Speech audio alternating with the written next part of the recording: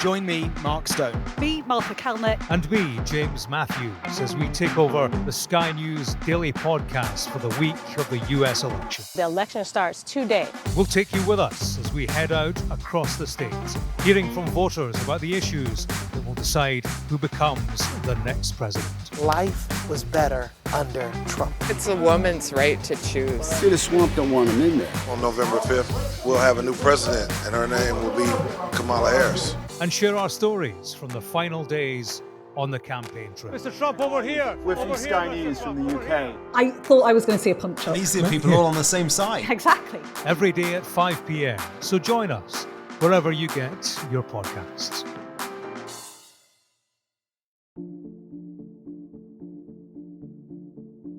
Hello, I'm Darren McCaffrey, taking over the Sky News Daily today. Now, for most performers, it doesn't really get much bigger than playing Madison Square Garden in New York, does it? And that probably even includes arguably the most famous man in the world.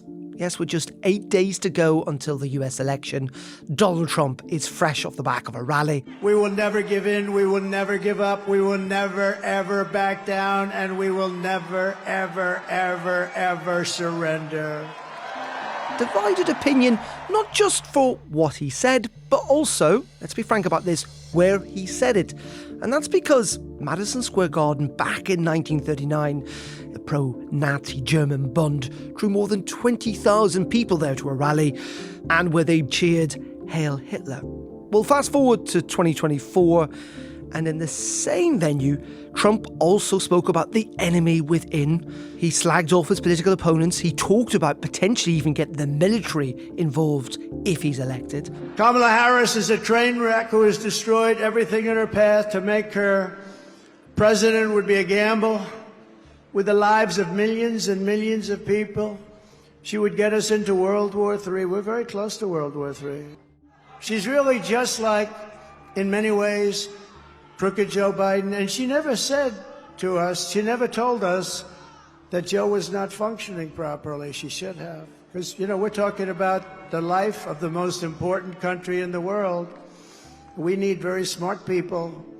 Now, unsurprisingly, his Democrat opponents are drawing sharp comparisons to that rally in the past, to Nazism. Is it fair? Is that really a fair comparison? In a second, I'll be speaking to a conservative pollster and analyst. But first, let's speak to our US correspondent, James Matthews, who was there last night. We will put these vicious and bloodthirsty criminals in jail and kick them the hell out of our country. So, James, you've been at many of these rallies over the last couple of months, but yesterday's one in New York was different, wasn't it? I mean, this was, by the way, Donald Trump, a New Yorker on home territory. King of New York, as his son styled him on stage. It was a huge event. Madison Square Garden, iconic venue, capacity of 20,000. And Donald Trump filled it, and there were more outside who couldn't get in. It was a marathon. It lasted for more than 6 hours, Darren. There were something like 25 people appearing on stage, an assortment of rich, suited individuals from corporate America, members of the family, and so on. And the plan from Team Trump was to introduce a scale and a stature into the closing phases of his campaign, to roll out the closing arguments. And certainly they had the size of event, but in terms of the tone, that was darkened somewhat by some of the individuals who were on stage. Indeed, and we heard attacks, jokes made about Venezuelans, Puerto Ricans. Didn't go down necessarily well in the hall. What's been the reaction outside? Some of those remarks didn't go down well. There were racist comments, vulgar, lewd comments that were ugly. There was one childhood friend of Donald Trump. He spoke about Kamala Harris as the devil, the Antichrist. And a businessman said, he spoke about Kamala Harris and her pimp handlers, to quote him, saying they would destroy our country. Then there was a comedian, the warm-up guy, Tony Hinchcliffe. He described Puerto Rico as a floating island of garbage. There's a lot going on. Like, I don't know if you guys know this, but there's literally a floating island of garbage in the middle of the ocean right now. Yeah. I think it's called Puerto Rico. Okay. All right. Okay. We're getting there. Again, normally I don't follow the national anthem, everybody. Derision from the audience, but there has been a furious reaction since, particularly from the Puerto Rican community. The Trump campaign has sought to distance itself from these particular remarks, a spokesman saying they don't reflect the views of Trump or his campaign. Now, this was a comedian who was hired for the night. He won't be anywhere near office, won't be anywhere near any Trump administration, but at an occasion billed as Donald Trump's closing address, these were thoughts conveyed to reinforce and ram home his message to voters. Those kind of remarks, and there were many peppered throughout, many would have found them ugly and threatening in terms of, the tone and content. And of course, it builds on a rhetoric we are used to hearing from Donald Trump. But don't we know that, James, when you listen to what his opponents have said in the past about Donald Trump, about the language he's used, what he's been accused of, what he's been convicted of, none of it's seemingly changed the game. Last night's going to be quite similar, isn't it? You're right. I mean, he is very much the Teflon Don. And we're in a situation where the kind of thing we heard, the vulgarity, the ugliness, the malevolence from some of those on stage yesterday is typical of the commentary around Donald Trump and typical of the criticism thrown his way. And yet he remains in contention for the White House. He remains neck and neck in the polls with Kamala Harris. His MAGA support base is entrenched by his reaction to the criticism. And we are at a stage, really, where we have scandal around Trump as background noise. A significant number of voters have stopped listening. The accusations of fascism we've heard over the last week, the comparisons to that Nazi rally. Again, from the Democrats' point of view, amplifying the language, they would say there's basis in that. But could it have the adverse effect? Could it be, terms that you and I are familiar with? Could it be Project Fear, that actually in the end, people just don't believe it? It's not that it doesn't just work, it becomes counterproductive. I think that has to be a possibility. The response of the Trump campaign essentially is that there's nothing to see here, nothing to see in the location, Madison Square Garden. They are confident that any kind of whiff of scandal will blow away, and that's a confidence grounded in experience. This, after all, is a candidate with a history of sexual abuse, criminal convictions, business fraud. And there was a time when any one of those would have been terminal for a political career, but not now. I think the difficulty for Harris is we're at a stage in the campaign where she has flipped back towards targeting Donald Trump with criticism. There was a period, and that period where she enjoyed a bounce when she took over from Joe Biden, when it was all about Kamala Harris, change, presenting herself as the change candidate. And it was very much a campaign aimed with a message of vote for Kamala.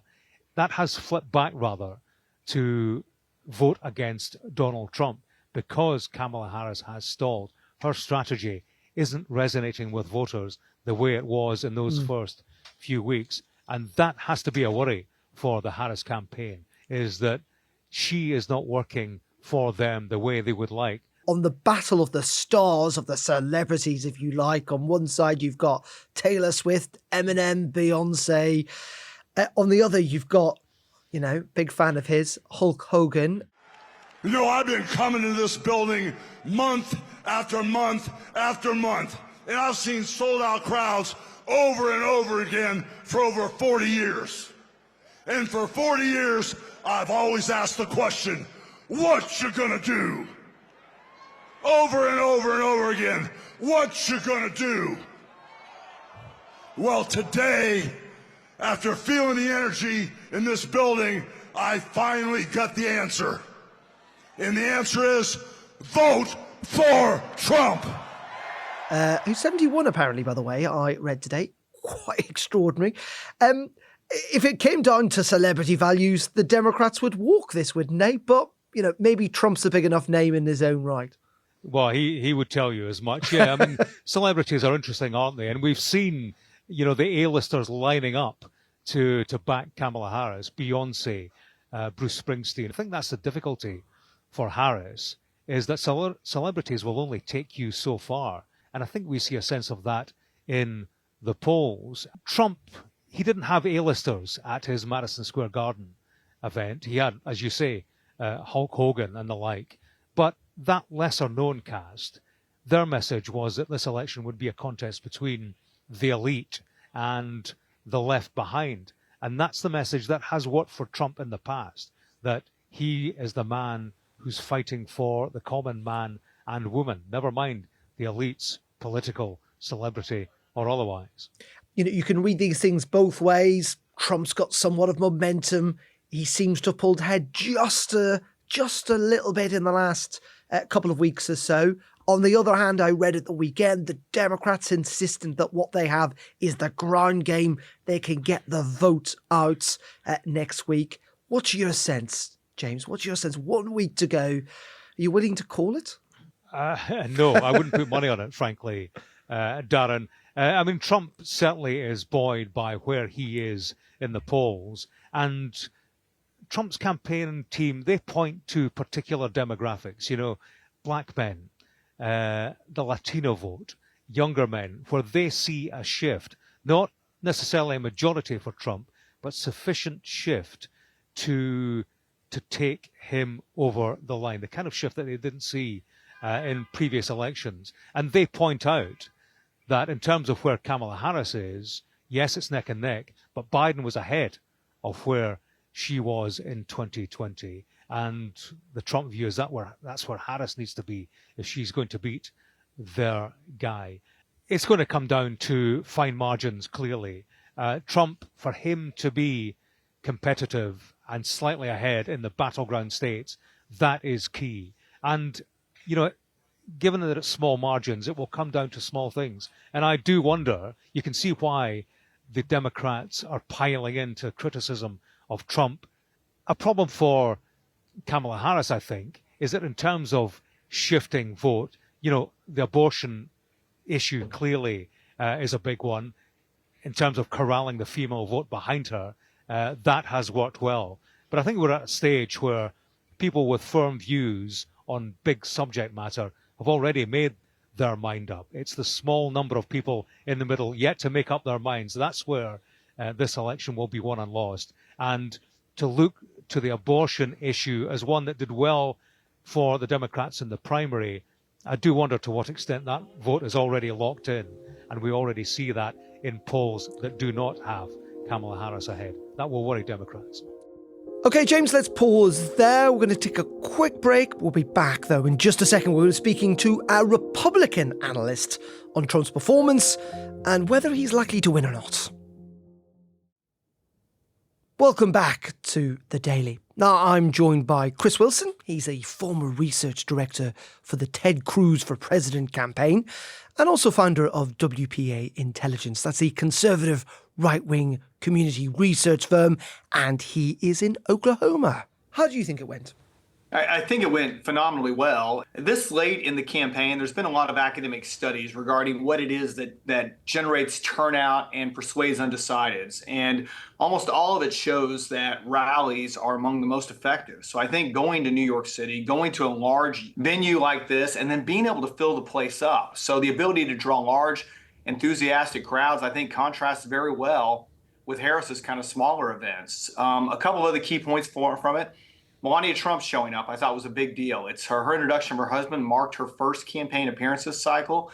And I think that showcases the family unity and support that has been missing for a little while. I think the overall effort of focusing on the key issues, immigration, economy, public safety, resonated with voters' primary concerns. I've heard a lot of criticism from the U.S. mainstream liberal press about comedian jokes and things like that. But when it gets down to it, the average person that listened to it heard Trump talk about concerns for them. Indeed, of course, Donald Trump is a New Yorker, isn't he? And many suggesting he simply wanted to play at Madison Square Garden. We'll have to see how it works out in New York State at the election itself. What about, you touched upon it there, there has been some controversy, particularly when it comes to Puerto Ricans, talk about Venezuelans as well.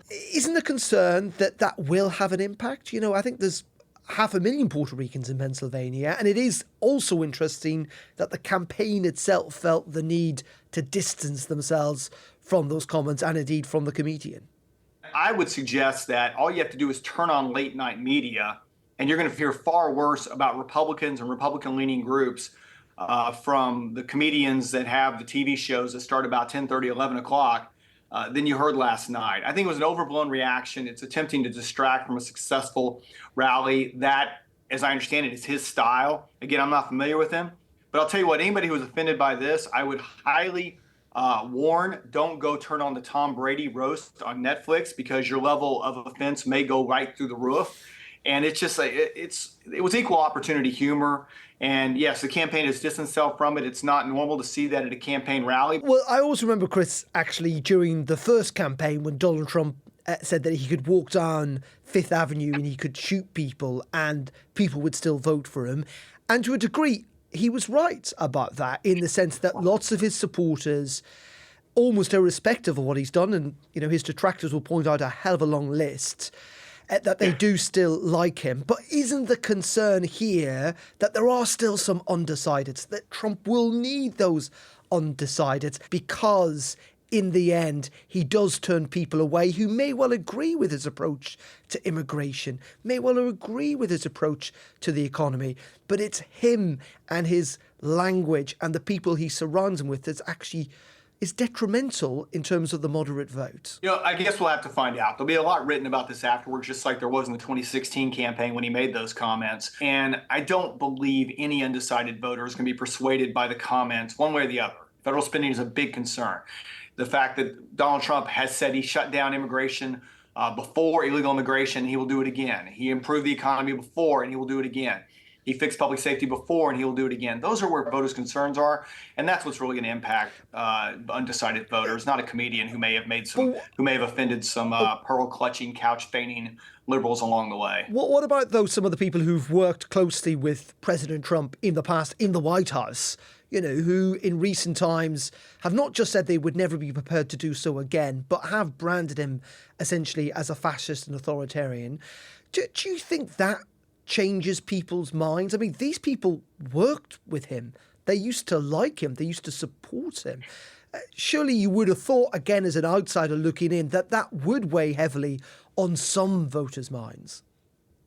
I thought J.D. Vance dealt with this really well, where he went through individual after individual who made these comments, and each one was after they'd been fired. Look, I've been a Republican really since I started voting, and we've had a long history of comments being made by people who either have sour grapes or those in the media looking to make unfortunate, go full Godwin type comparisons when it comes to Republican candidates. And for the most part, they fall on very deaf ears. What I'm really fascinated about as well is why America is a 50-50 country. I mean, whatever happens next week, I think almost certainly everyone has agreed on that America will remain a very divided country, that it is going to be close, like we have seen in successive elections now.